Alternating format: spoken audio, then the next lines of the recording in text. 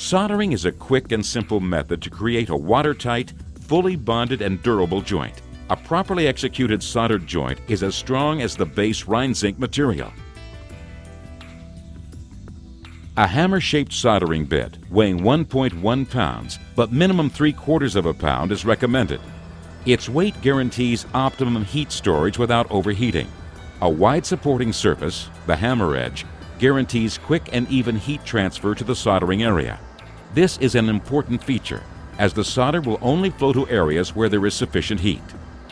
Prior to starting soldering, the smooth hammer edge and the lateral surfaces must be cleaned and tinned to maximize oxidation. Clean the bit by using a wire brush. This removes any oxidized material which would otherwise decrease thermal conductivity considerably. Tin the soldering bit on a sal ammoniac block. Heat the soldering bit to around 480 degrees Fahrenheit and cover the tip of the bit with liquid solder. For tin solder, RHEINZINK recommends soldering sticks comprising 40% tin and 60% lead. In isolated cases, tin solder comprising 50% tin and 50% lead can also be used.